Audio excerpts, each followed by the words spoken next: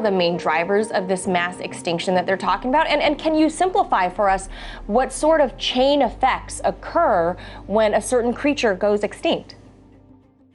We're told by 2020, in 3 years, that we will be missing 66% of all land wildlife. In the ocean, from 2000 to 2010, for a 10-year period, human beings poached and slaughtered 1 billion sharks. For most of the shark species, we're now missing 90% of sharks. They keep the oceans healthy by removing their prey that's sick and weak and old, and they prevent diseases from going global.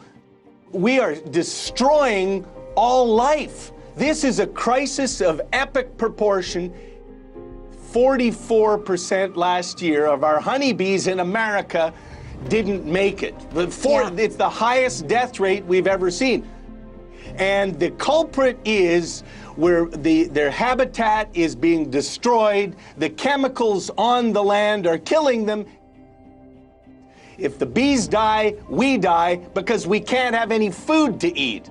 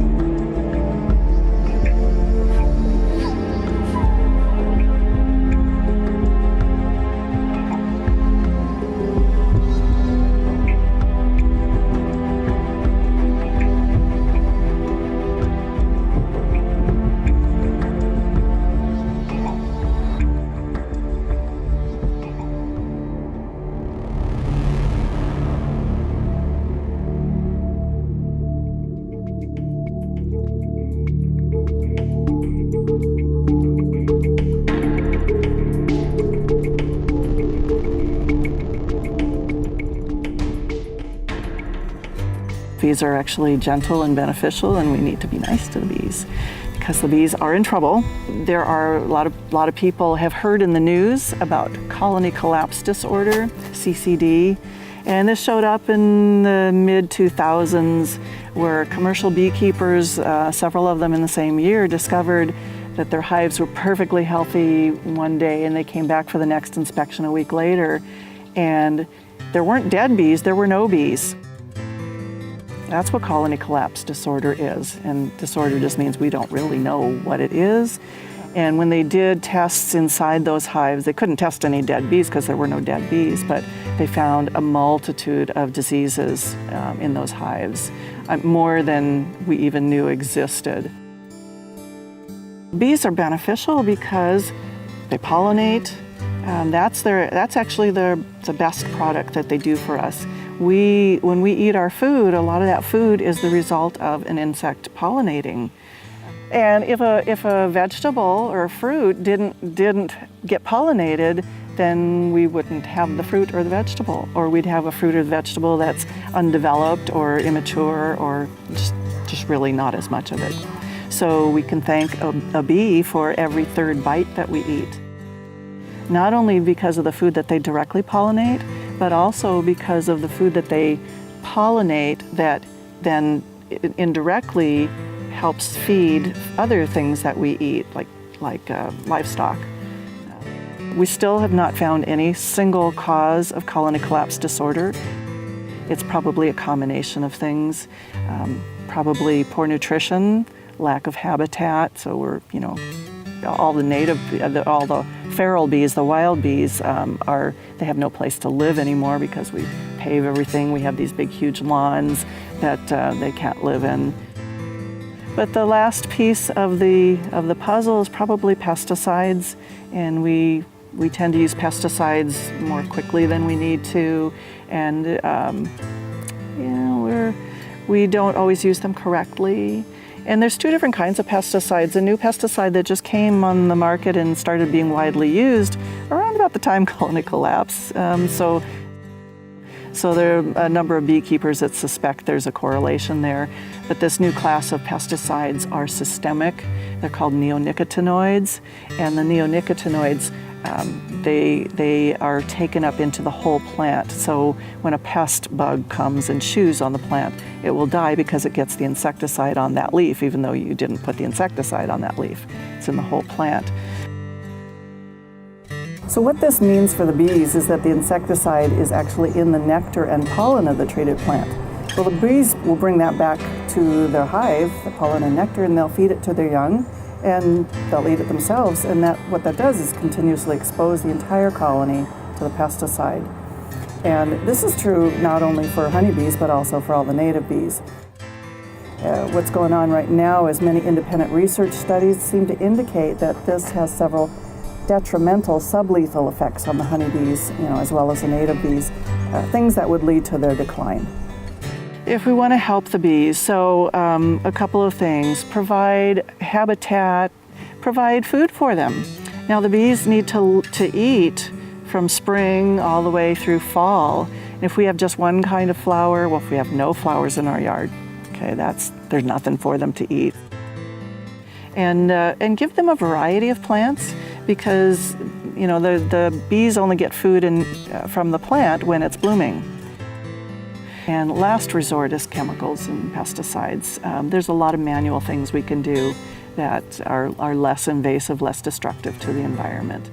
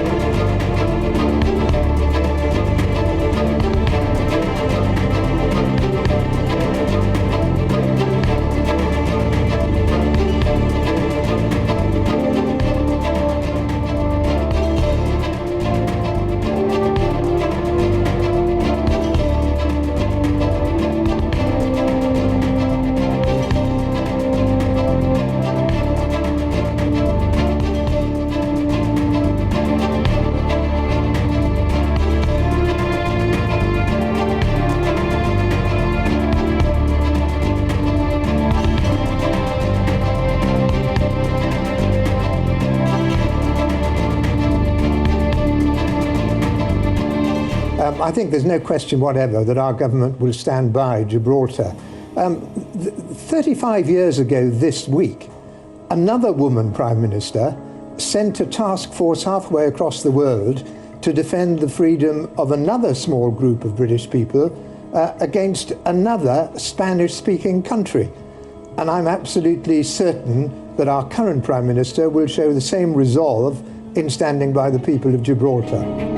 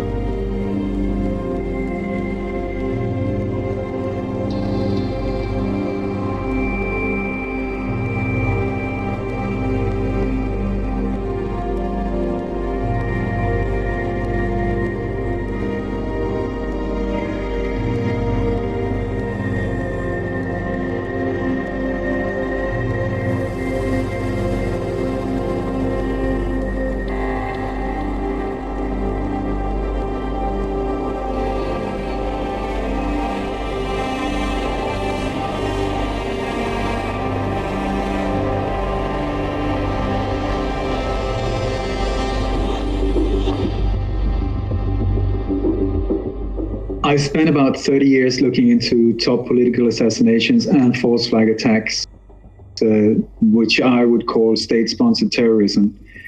A false flag is where it is the people that are there to defend us that is actually the ones doing these crimes to us, creating an outer enemy to scare us so that we will go into emotional, oh my God, I need to be saved, I need protection, and then accept their solution, which every single time is the same. More and more military police, more and more surveillance, more and more you having to give up your freedom, your liberties, all of that. And over the years, what I've come to see, in my humble opinion, is that we are looking at coordinated attacks in multiple countries, most of them, if not all, NATO countries or countries that have some kind of security agreement, like Canada, Australia, the US, with NATO, and so on. What keeps appearing in these operations that I keep bumping into is the CIA, Mossad, MI6 sometimes, and then whatever agency in that country, intelligence agency that is there. Very often, these agencies are totally connected at the top. To understand what's going on, you have to see it from a higher point of view, a higher level, where we are at the New World Order, where they see the world and the Western world as a chessboard, where the different countries are just like chess pieces.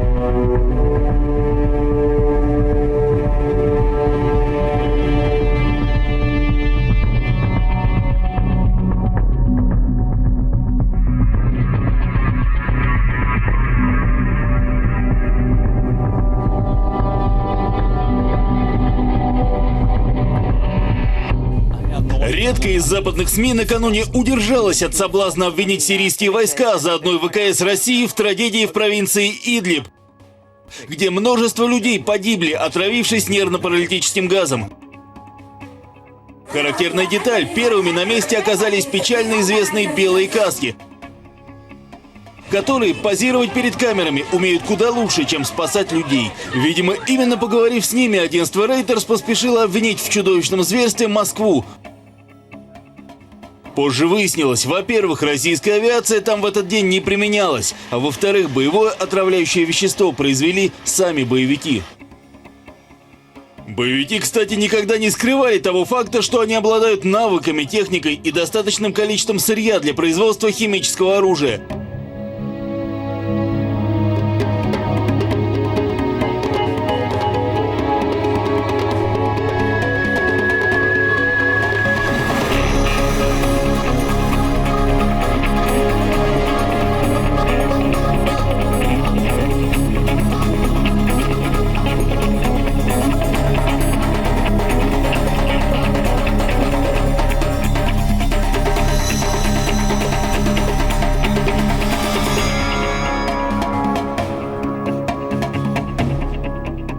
As a criminal expert, you always look for motive.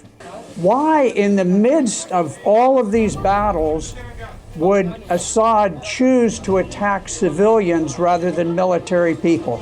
It's simply irrational. I defy anyone in the media to give me one good, sound reason why Syria would do this. You need to also look at who are the witnesses. The witnesses in this case are all terrorists, and all of them know either they tricked the Trump administration into changing its position, or they are going to lose the war. They are masters at staging deceptive operations. They've done it before, and they will do it whenever it will benefit their cause.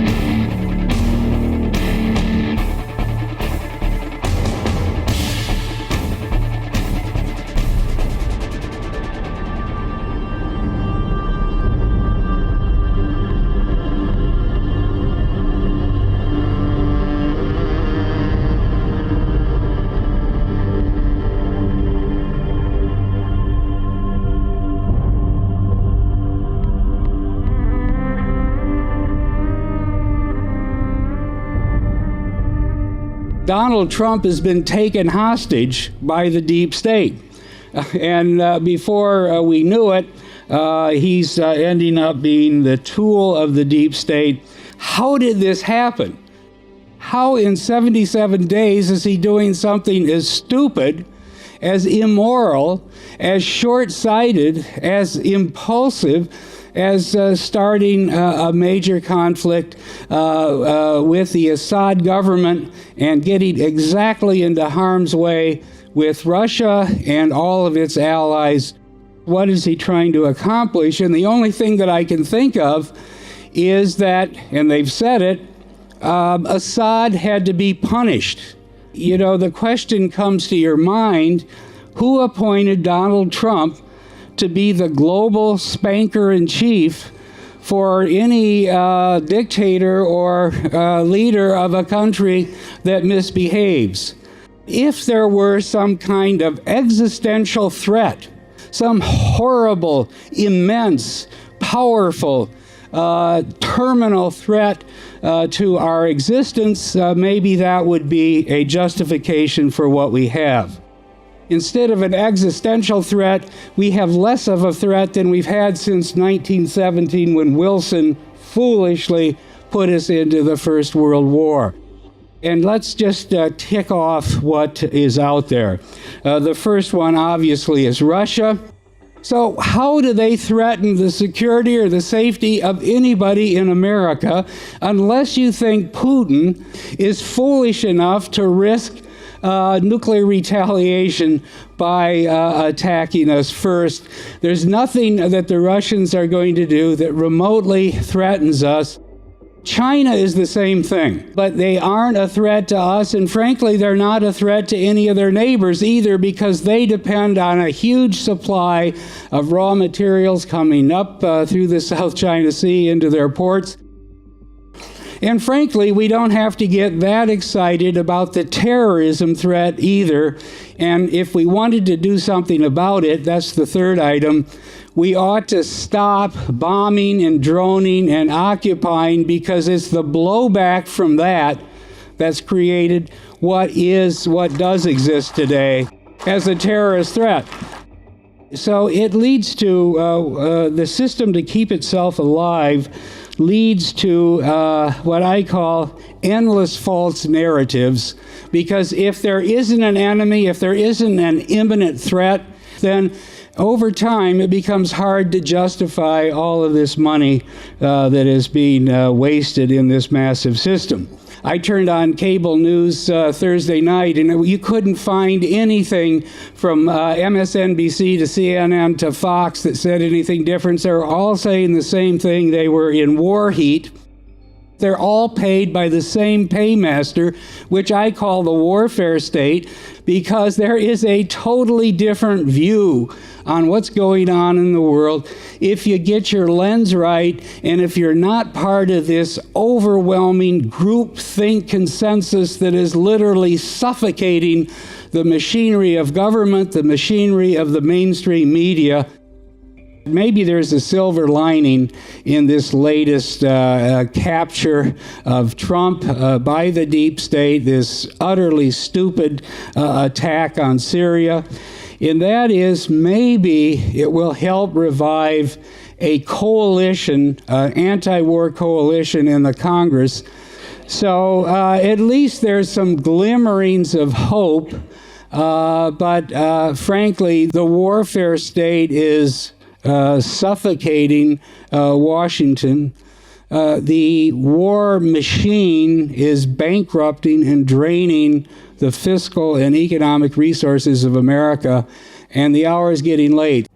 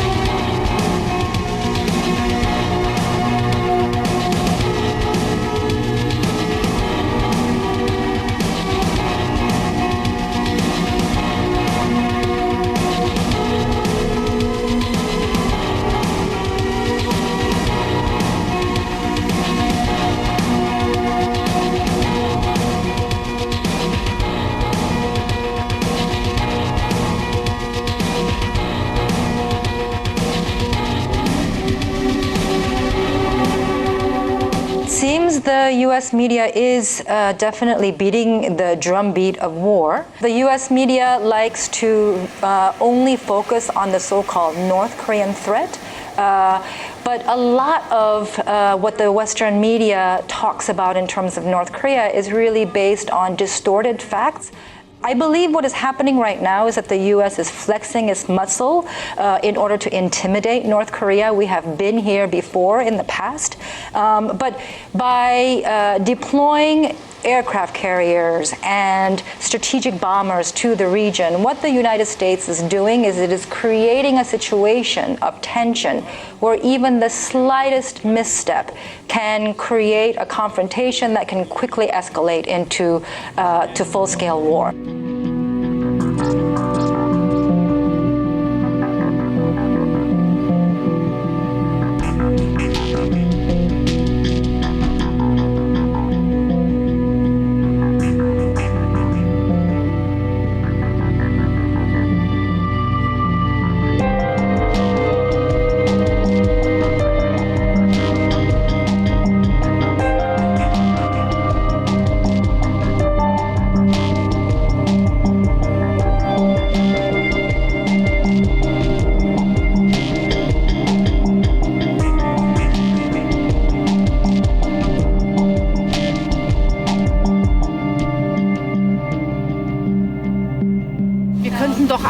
Schön und so friedlich miteinander leben. Glauben Sie mir, ich habe Enkel, ich habe Kinder.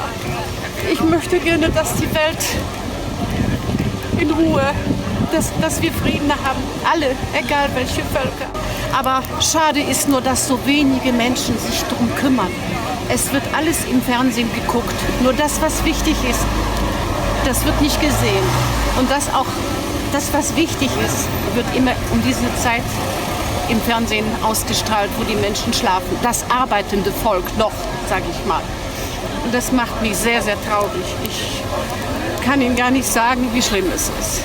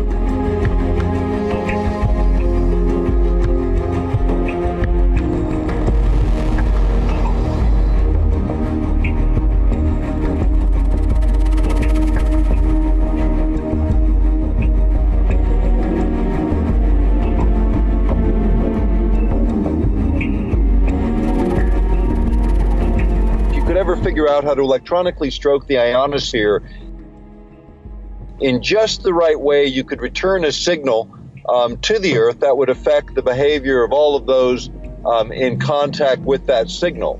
And so when you think about HAARP as a device that could actually do this, that's where it actually caught my attention. It utilizes essentially what is called a frequency following response, or an FFR. And what this is where the brain of human beings will lock on to an external signal and begin to mirror it, begin to follow it. And what that does is alter brain chemistry in kind of the sort of grossest way. It can just adjust or alter an emotional state, as an example, from, say, lethargic and passive to highly active and agitated, almost like flipping on and off a light switch. The ability to do this in a directed way on a large scale with HAARP is one thing. The other is to utilize any electromagnetic carrier, which includes television, radio, the internet, the power grid. Any of these things can be modulated in such a way as, again, to couple or connect to the human body and then drive physiological responses to those external signals. Just think about it as if you're a radio receiver. So if you know enough to sort of tune the human radio, if you will, by analogy, you can affect any physiological process. And this isn't theoretical anymore. This is science fact.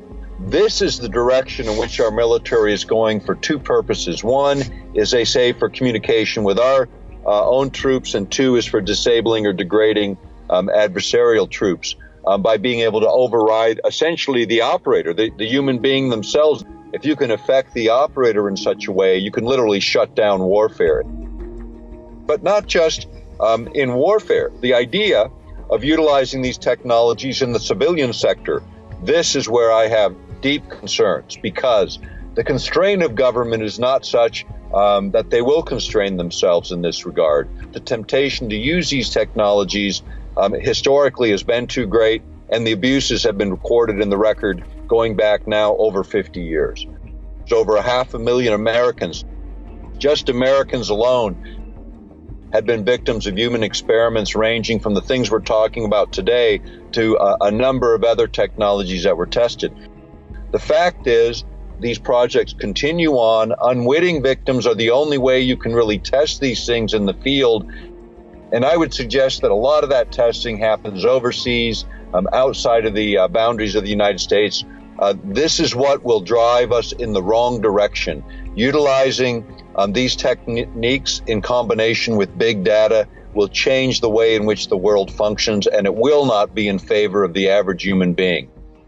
The elites are worried because as we look at these very technologies designed to potentially enslave us, they are the very same underlying capacities that in fact can free us. The mind control experiments of the U.S. government yielded one very valuable piece of information. Each of us has within us a unique capability as created human beings where the same potential that is synthesized by man in mind control technologies and the ability of human beings to do tremendous things with mental processes is being shown in biophysics labs around the world. We are more than we think, and the greatest threat to the elites is an awakened possibility free of fear. Because in fact, fear and worry inhibit your ability to reach the higher states of consciousness, the very thing we need in the planet today.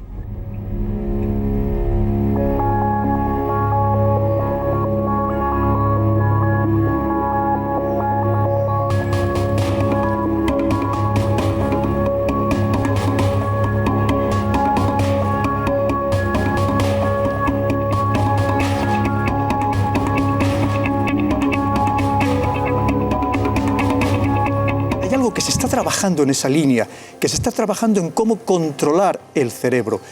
En noviembre del año pasado, sin ir más lejos, la Food and Drug Administration, el Departamento de Estados Unidos que regula precisamente todos estos aspectos sanitarios, autorizó por primera vez la producción a una sociedad americana de un chip cerebral que grababa y estimulaba el cerebro. Grabar el cerebro significa que te están grabando todas tus emociones, que saben no solamente eso, que pueden llegar a permitir prever cómo puedes actuar en el futuro.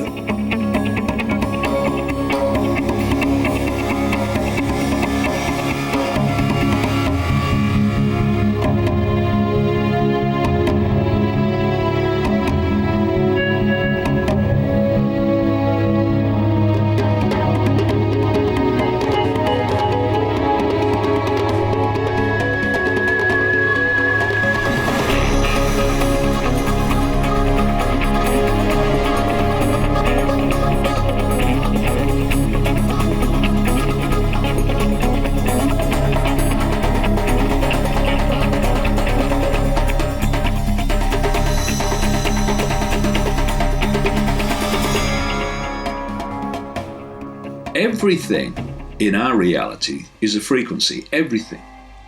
Thoughts are frequencies, emotions are frequencies, and different emotions, whether it's joy or whether it's depression, are different frequencies.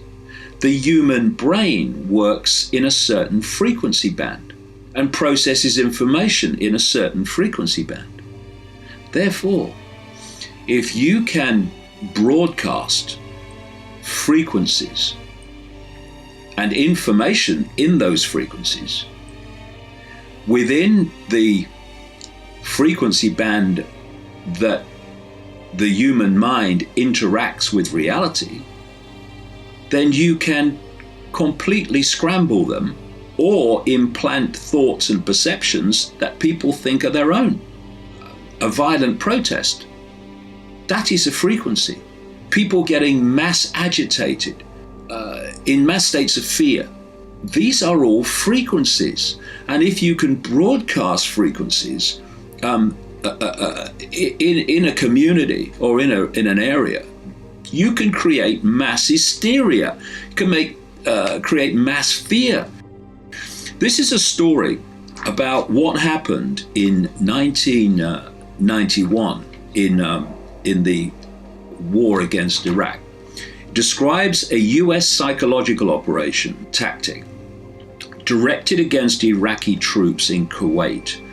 The US PSYOPs team set up its own portable FM transmitter and transmitted a sophisticated electronic system to speak directly to the mind of the listener, to alter and entrain his brainwaves, to manipulate his brain's EEG patterns and artificially implant negative emotional states, feelings of fear, anxiety, despair, and hopelessness.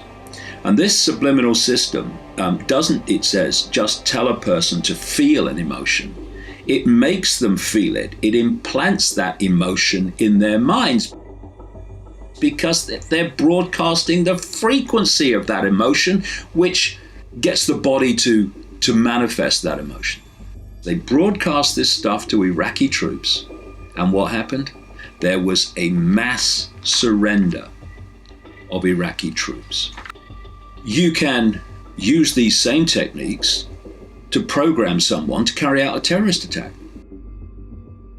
Over and over and over again, you see people involved, particularly in America, in mass shootings, which of course traumatize the population, among many other things, who are clearly under forms of mind control and were triggered to do it when you look at the background evidence.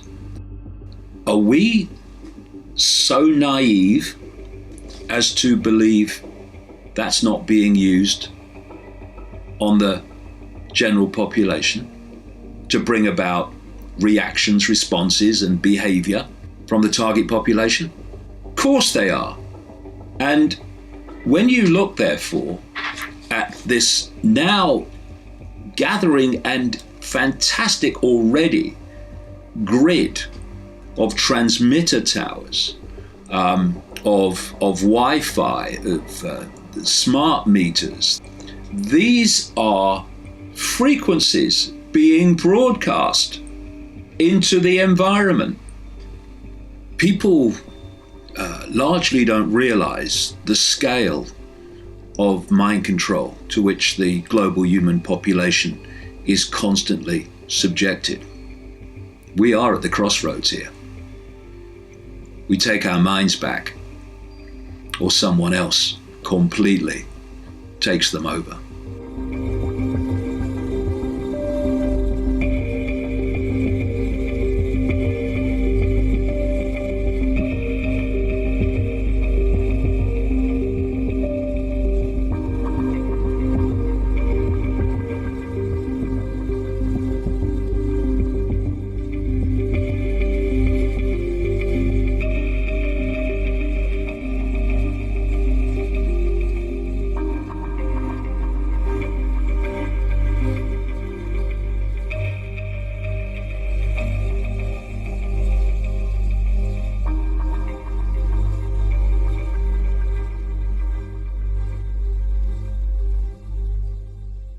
Without conscious thought, there's no ability to reason, to question, to consciously comprehend, to critically analyze, to apply any knowledge, which is why mind control is used on the U.S. military, because it gives them superhuman capabilities. It also allows for superhuman traits like 44 times visual acuity, because when there's no conscious thought, it's as though the subconscious mind will develop heightened senses in other directions to make up for it. It's the same way a blind person has acute hearing. You know, the brain will make up for it. So with 44 times visual acuity, the soldiers would be able to just point and shoot with pinpoint accuracy. Not only that, but they didn't have that moment of critical analysis, that conscious thought, that moment of compassion, that moment that says that human knowing that we shouldn't be just killing other people. Right. I mean, that's not, it's against human nature to do that. So the conscious mind is bypassed, programming is put in place, visual acuity is heightened, physical endurance is heightened. And then when our military comes home, they don't have that ability to consciously reason through what just happened to them because it's compartmentalized knowledge. When Kennedy was assassinated, most people know where they were and what they were doing at that time. And for those who are younger, they know where they were and what they were doing when 9/11 happened. And because that's a trauma, and that traumatized the whole nation. When that trauma occurs, that is a basis for mind control, because it's how our brains respond to trauma. When trauma occurs, it's as though our conscious mind takes flight, or it goes on hold, and the subconscious mind is wide open to be easily led. And that subconscious manipulation is done through using NLP, neuro-linguistic programming. It's the language of the subconscious mind. It's used by all politicians. It's used by advertisers. It's used in global education. It's just a natural part of things. When we understand how our brains respond to trauma, when we understand what NLP is and how it works, then we can easily, peacefully reclaim control over our own minds and lives again.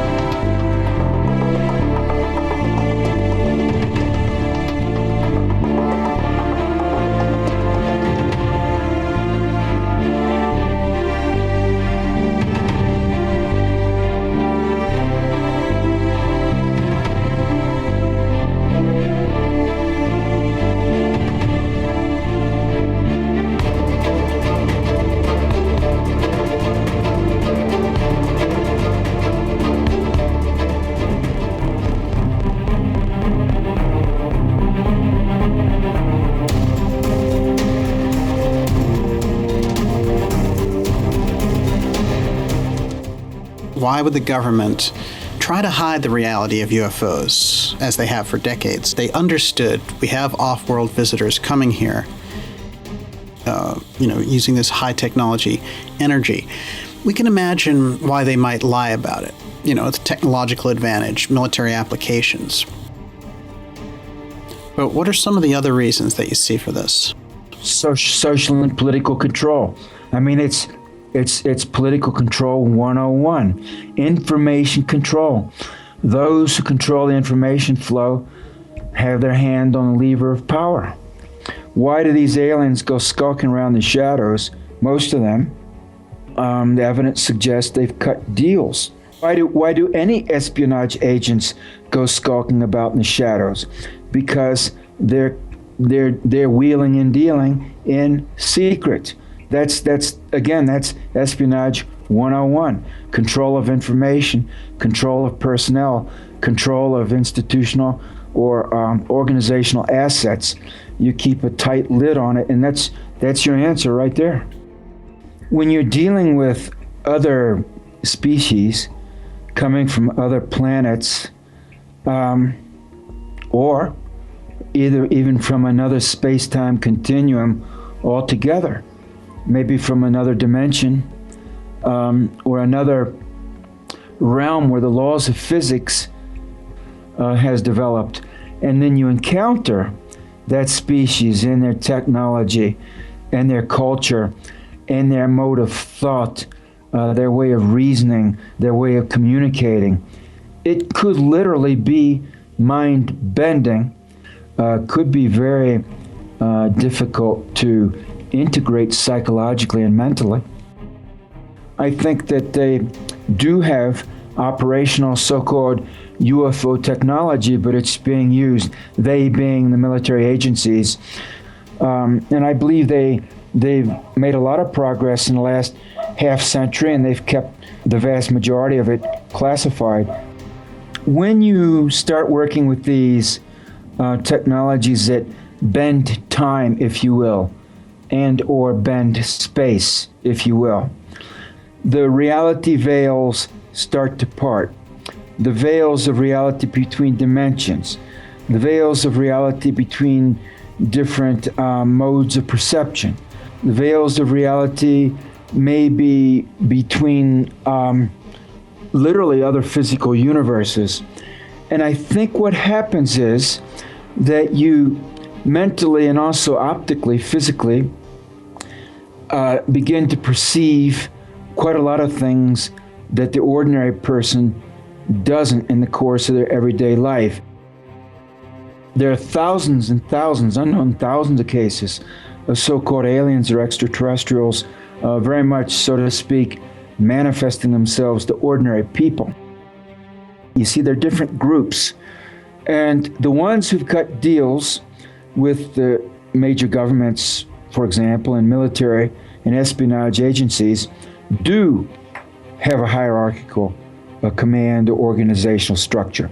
But the evidence suggests there are other groups for whom that means nothing. And so they, therefore, to them to talk to the president is meaningless. For them, they would say, who is this guy? He's corrupt, he's incompetent, he's dishonest, he's not very intelligent, so why would I waste my time? And the answer they would immediately have is, I wouldn't waste my time. So I'll look for someone who is honest, intellectually curious, who's competent, and then that might turn out to be a 15-year-old girl in China. They would appear to her, and she might be out working in a rice field, right? But for them, she might be 1,000 times more interesting to them than a pathological liar such as Barack Obama. They might regard him as a criminally insane doofus. When aliens come, and I'm not talking about the malevolent ones with a militaristic conquest and exploitation mentality, but the other ones with a higher level of spiritual realization, when they come, the people who will interest them will be people who are advanced as human beings. They wouldn't have the slightest interest in talking to a Henry Kissinger or a George Soros, or a Bill Gates, or a Angela Merkel. There are ET beings and races who are very technically clever, but also have an advanced consciousness, very advanced consciousness, almost godlike in some respects. There are other ETs that are very technically clever, but they have a very low level of consciousness. And both of them, the evidence suggests that both types are here on Earth. I know it's essential to explore and advance consciousness. That is the purpose of a human being, to be conscious, to explore consciousness.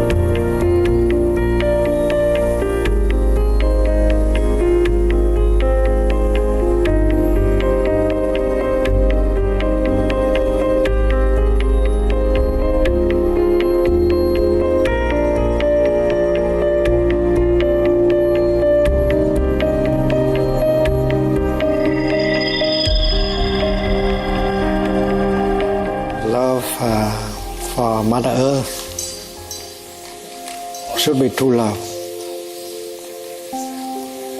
And if it is true love, it can bring a lot of happiness to you and to Mother Earth. And romantic love, if it is true love, it can also bring a lot of happiness. But if it is not true love, it will make you suffer and make the others suffer as well. True love needs 4 elements. First of all, mighty loving kindness, that is the capacity to offer happiness. If you cannot offer happiness, that's not true love. In romantic love, if you are not able to help the other person happy, that's not true love. So you should train yourself in order to be able to offer happiness to you and to him or to her. Second element of true love is compassion. Compassion is the kind of energy that can help remove suffering, that can help transform the suffering in you and in the other person. If you cannot transform and take care of the suffering in you and in other person, that is not true love. That is why karuna, the second element of true love, should be cultivated by you and by the other person. Romantic and not romantic, that's not important. The important is it is true love and not true love. And the third element of true love is joy. If you make the other person cry all the time and you cry all the time, that's not true love. True love is inclusiveness, that you do not exclude. His suffering is your suffering. His happiness is your happiness. There is no individual suffering and happiness anymore. In true love, there is the element of inclusiveness, non-discrimination. There is no separation. There is no frontier between you and the other person. In that spirit, you cannot say, that's your problem. No, your problem is my problem. My suffering is your suffering. And if romantic love has these 4 elements, it can bring a lot of happiness also. If you are successful, you will cultivate a lot of loving kindness and compassion. And very soon, your love will be all-embracing. The other person is no longer the only object of your love, because your love continues to grow and your love will embrace all of us, and happiness becomes limitless. If it is true love, and then it will continue to grow and include more and more and more, not only humans, but also animals, vegetables, and minerals. And that is great love, Maha Karuna, Maha Maitri.